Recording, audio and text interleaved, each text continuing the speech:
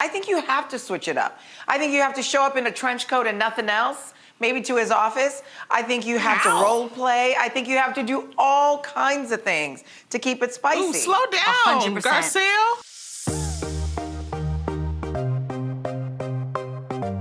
I think when you have kids and you have a schedule, it's hard to, figure out when to be sexy, when you feel sexy.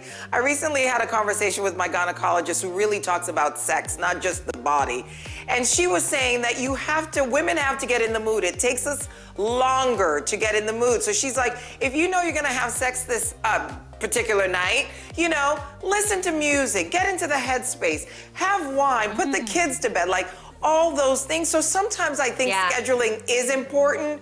I don't know if you're gonna put it on the calendar every single time, but I do think it's important for both couples to know when's a good time, because otherwise we tend to be in our heads a lot if we have a lot going on as mothers, as wives, as caretakers, all of it. For me, an orgasm, the best kind of orgasm that happens between people. Yes, talk slow. Doesn't take, talk slow. Right? Okay.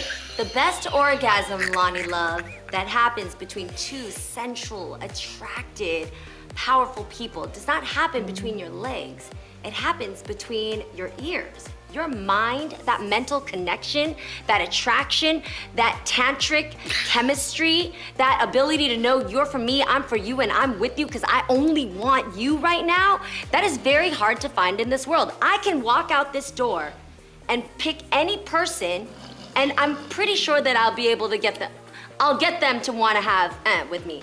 But I want the person that wants me. I want the person that says, there's something about you, your smell, your words, your intellect, your laughter, your silliness, your dorky moments, your flaws that attracts me. And because of that, wake up, Lonnie, I'm talking to you, wake up! That is the best type of orgasm that I want. The sapiosexual is in the house right now. I don't want the one where I'm thinking about someone else, otherwise I'd go have that someone else, or I'd be with somebody else.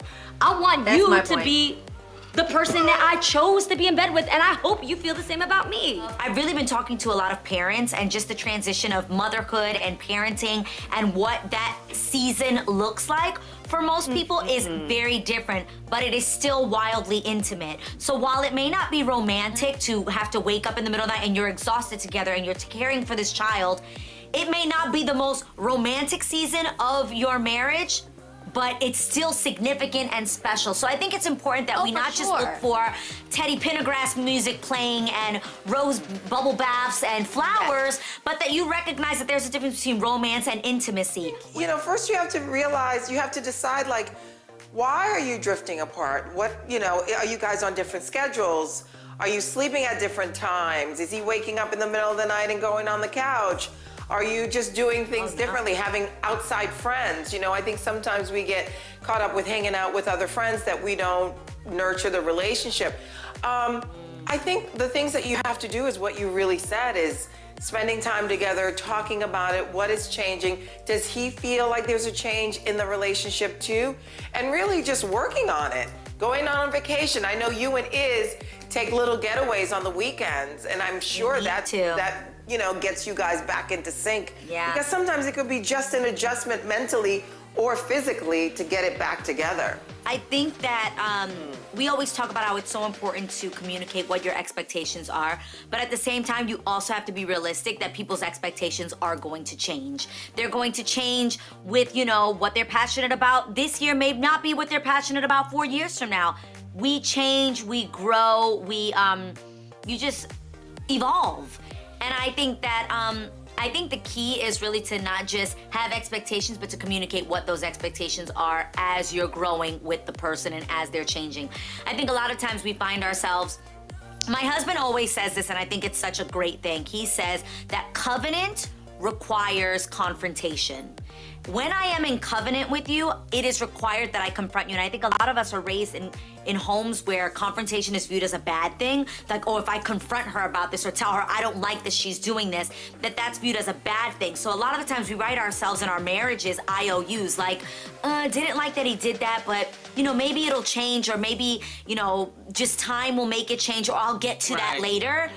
and then 20 years down the line, your marriage is broken. So I always tell Israel, please hurt my feelings now and tell me you don't like something so that 20 years from now, I'm not going through a divorce and you're telling me, I never liked this about you, or this really hurt me when you did this, and we never got the chance to fix it. I think the key to all of this is communication. Like, y'all just need to be upfront about what your Honesty. expectation is. Yes, Honesty I was and just sharing about what to your say that. expectation is. If you are looking for love and your goal at the end is to get married, express that. If you are just looking for fun and you're just looking for happiness, but you have no intentions of ever getting married, explain that, say that, communicate that. Also, you guys, it is okay to change your mind. I don't think that we have normalized enough that it's okay to change your mind, that you can come into a situation saying, I absolutely want to get married, this is my goal, this is what I'm looking for, and then end up in a relationship with somebody and go, you know, I've thought about it. I actually don't think marriage is for me. Maybe monogamy isn't for me. Maybe that's just not what I want. The key is you have to communicate that. You can't just string someone along, allowing them to believe that what you initially explained is still where your heart and your mind is at. Right. And it's okay to change your mind.